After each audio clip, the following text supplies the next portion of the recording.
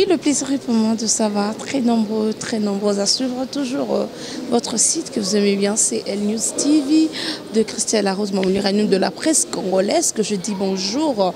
Je dis aussi un grand merci à Armax, merci aussi à celui qu'on appelle Golo Mayala, merci à Rocard Mise le Mignon Garçon depuis Milouz et Papine Zola Messo. Merci à toi. Aujourd'hui, je reçois pour vous Kaboussé Boulembi après de retour de Loufou. Donc, il faut préciser que tout ça en siège, il y a répétition. Photo tourner, les cas qui viennent de malgré tout ça qu'on a sur place, mais ça plaisir, peu de monde. Il y a des téléspectateurs, on a vu Sonia Sovala Ndarabiso, donc et ça bon. Bonjour Vanessa Moussao. Bonis.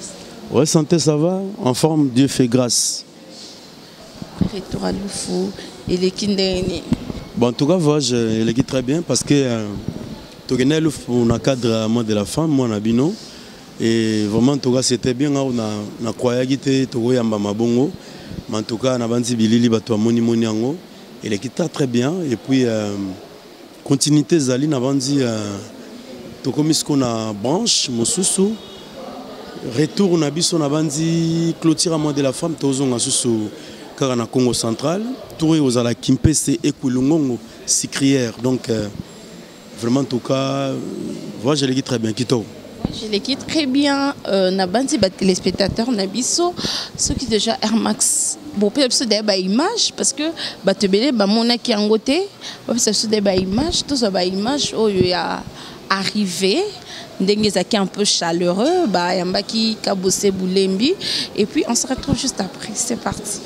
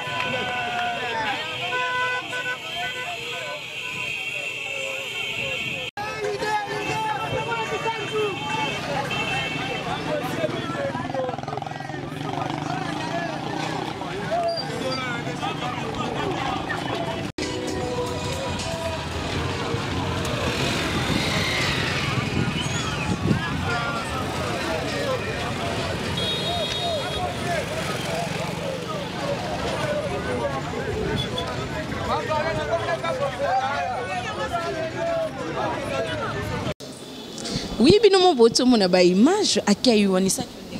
Nous s'attendons à un côté, nous s'attendons à un côté pour et biga bon, on a non le faux quand on arrive, tout ça stationné quelque part, mais en tout cas on a mon qui on a au goût on a un goût de thème, mais tout mon qui vraiment je m'attendais pas à ça, mais ça n'a souka na plaisir. Merci encore na ba fan nous surtout oyo ba Yamba Kinga et puis merci na productrice parce que avec cette chose à mon moi c'est voilà donc merci na Dalibolia n'engi a pensé na ngai vraiment en tout cas plaisir à trop et c'est ngobne zongi par ngai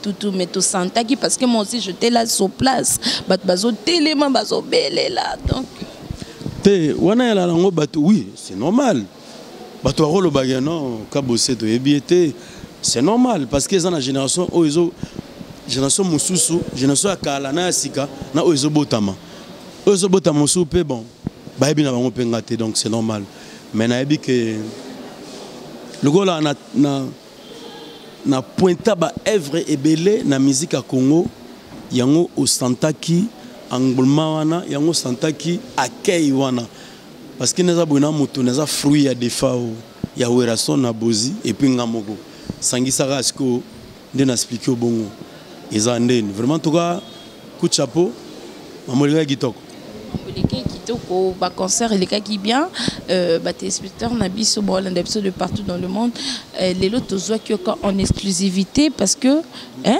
tozonga il faut tozoa quand même image parce que ba te belé il faut ba mona en personne ba mona pe bilili Air Max c'est le troisième jour il y a concert hein il y en a qui vendredi samedi dimanche 3 fois dimanche ce botier vont peut-être match image il y a match ça bien indépendant Chakibi. Mais oui, Air Max au début déjà, tu as image il y a match. Tout le monde dit que c'est Bulimboula qui s'y refait. Est-ce que joueur qui est non, faut comprendre. On a besoin d'un cadre de vétéran. On a un vétéran dans le sens que non bon. Wabi peut me rebêter la balle. C'est un gars qui a bêté à bongo. Mais le roi m'a tic-tac de GP moi touche Zali.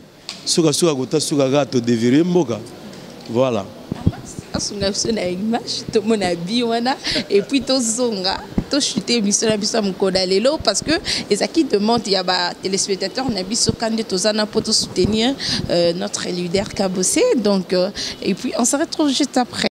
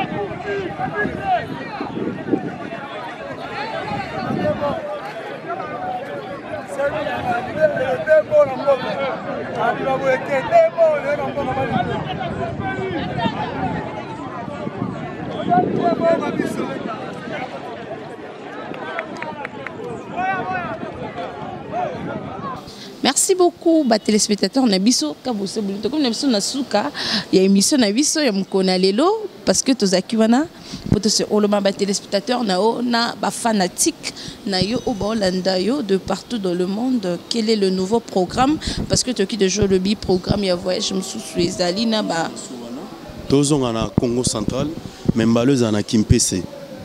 Si tout va bien to comme na Kwilungongo on a na Sikrière pour ça la sukali.